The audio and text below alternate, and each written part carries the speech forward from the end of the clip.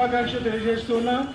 ఈరోజు దేవుడు మన కొరకు సాత్వికుడై దీనుడై గాడిద మీద ఊరేగిస్తూ ఆయన యెరూషలేముకు ప్రవేశించిన దినము. జకర్యా 9:9 ప్రకారంగా సియోను కుమారు భయపడకు, నీ రాజు సాత్వికుడై గాడిద మీద వస్తున్నాడని దేవుని వాక్యం సెలవిస్తుంది. అప్పుడు కూడా ఒక పరికరాన్ని గాలించుకోవడం జరిగింది. ఎందుకంటే విలువ లేని దానికి విలువైన మనిషి కుమారు లోకం వచ్చిన్నాడు. మన కొరకు తన ప్రాణం అర్పించడానికి వచ్చిన్నాడు. ఆయన మన ఈ లోకంలో ఎవరు మనల్ని ఎన్నుకోకపోయినా, ఎవరు మనల్ని పట్టించుకోకపోయినా, ఎవరు మనం చూడకపోయినా సర్వశక్తుల దేవుడు మనల్ని చూస్తూ ఉన్నాడు. ఆయన మనం పట్టించుకుంటాడు.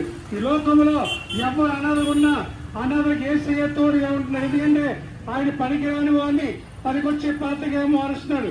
ఘనహీనమైన పాత్రని ఘనమొచ్చే పాత్రగా దేవుడు మారుస్తున్నాడు.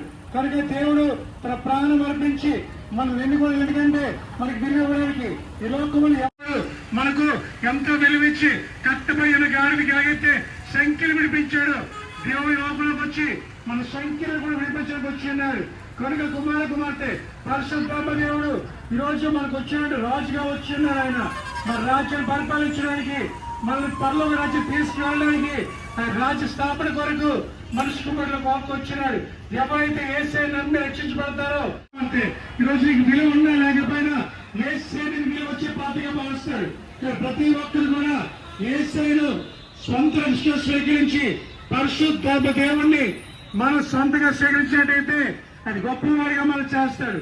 కాబట్టి ఎవరైతే వేపగుంటలో యేసయ్య నమ్ముకోలేదో, పరిశుద్ధాత్మ దేవుణ్ణి సొంత రక్షణ స్వీకరించాడో, ప్రతి ఒక్కరు యేసయ్యను సొంత స్వీకరించినట్టయితే దేవుడు మనల్ని గొప్ప స్థాయిలో ఇస్తారు. కుమార్తె ప్రతి ఒక్కరూ యేసయ్యను స్వీకరించాలి. యేసయ్య మన కొరకు ప్రాణం పెట్టాడు. కాబట్టి ఆ ప్రాణంపై యేసయ్య దీవించను గాక. ప్రార్థన చేద్దాం. పాస్టర్ ప్రార్థన చేస్తారు. స్తోత్రం మహాపరిశుద్ధుడైన మా పరలోకపు తండ్రి, నీ ఘనమైన నామానికి వేలాది స్తోత్రాల ప్రభ. ఉదయకాల సమయంలో ఎదుగున్న తండ్రి, హేమట్ల ఆదివారం దినాన్న ప్రభయస్సిన నీ సువార్త ప్రకటిస్తుండగా నా తండ్రి ప్రభ, నెగల ప్రభయస్సిన మేము చేసే సువార్త నా తండ్రి ప్రభ ఒక ఆత్మైన రక్షించబడడానికి సహాయం ఇచ్చేయండి ప్రభ. దయగల ప్రభ, ఈ లోకానుసారమైన జీవితం కాదు నా తండ్రి ప్రభయస్ని ఒక్క మాట చాలు నా తండ్రి మనిషి యొక్క జీవితం మారటానికి నా తండ్రి ప్రభా. ఉదయకాల సమయంలో తండ్రి ప్రభా నీ సువార్త చేస్తుండగా నా తండ్రి ప్రభా నీకు అంశ కాపుదల వహించండి ప్రభా. నీ ఆశీర్వదించిన వాక్యంలో కూడా నీవే మాతో మాట్లాడుతున్నాను స్తోత్రాల ప్రభా.